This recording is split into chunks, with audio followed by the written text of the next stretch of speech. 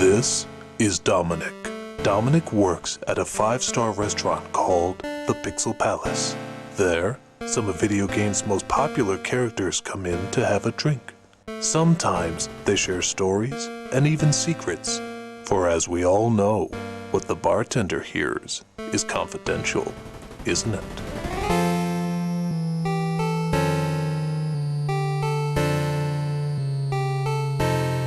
So I'm sitting there tending bar when in walks a pretty young thing named Felicia. Now, a lot of people know Felicia is sort of a traditional fighter. She's half cat, half woman. Very popular character. She comes in, sits down, starts tapping her claws on the bar, and she says, "Bartender." I say, "Yeah." She says, "Have you seen the trailer for this new Dark Knight Rises?" I said, "Well, yeah, it looks great, doesn't it?" She says, "Did you see the actress they got to play Catwoman?" I didn't like where this was going, but I said, "Yeah." She says, "Don't you think it's funny how they got someone who's entirely human to play a Catwoman, and yet I'm standing here, half cat, half woman, and I never even got an invitation?" I said, "I guess that is strange, I suppose." She says, "Strange? It's an abomination. I can't believe they never came to me to play the role of Catwoman. It's inexcusable." I'll say, "Well, you know, things happen." She says, "No, I'll make them happen." I said, "What do you mean?" And she says, "This is the role I've been born to play. Literally, I've been born with cat claw. I have to play a part named Catwoman."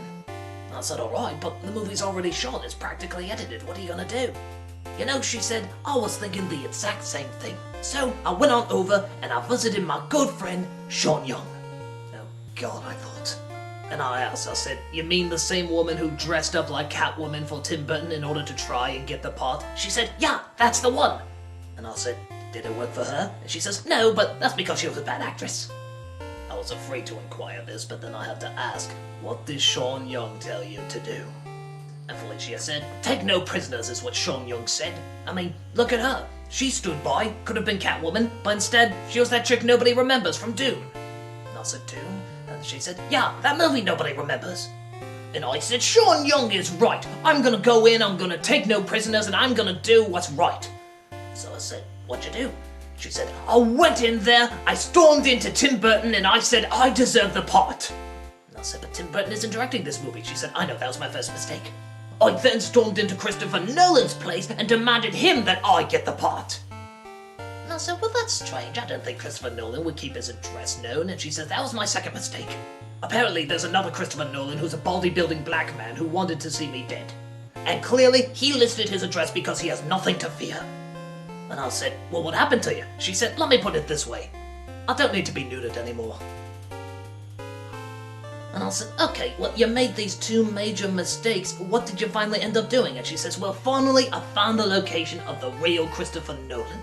I kidnapped him from his place and I put him in a secret location. No one will ever find it." And I said, "Where?" And she said, "On the corner of 22nd and 1st. No one will ever find it." Unfortunately, she said, the cops heard about what I was doing and they tried chasing me down, you know, guns a-blazing and all that stuff. But luckily, she said, I have a few nitro bombs that I tossed their way and, well, let's just say they won't be messing with me anymore."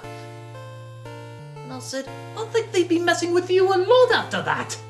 And she said, "Yeah, the police will, but not those cops. I mean, they are dead, deceased, no more." And I said, "Do you think this is really worth it to play Catwoman?" And she says, "Oh yeah.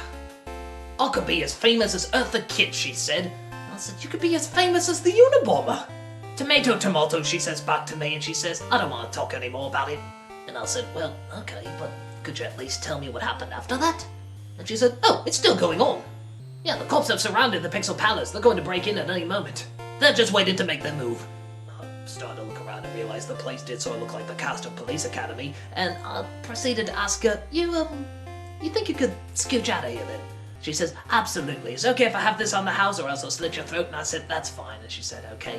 She ran out, all the cops started firing on her, a bloody mess. Finally, they cuffed her and they sent her off to prison. I was nice enough to tell them the location of Mr. Nolan. Apparently, she was subjecting him to all sorts of horrible torture. She chained him to a chair, forcing him to watch all the Schumacher Batman movies. Oh my God. That's cruelty. And then then there's Schumacher. You see a lot of strange things as a bartender. You see a lot of strange things at the Pixel Palace. So, I'll see a lot of strange things as a bartender at the Pixel Palace. And that ain't no lie.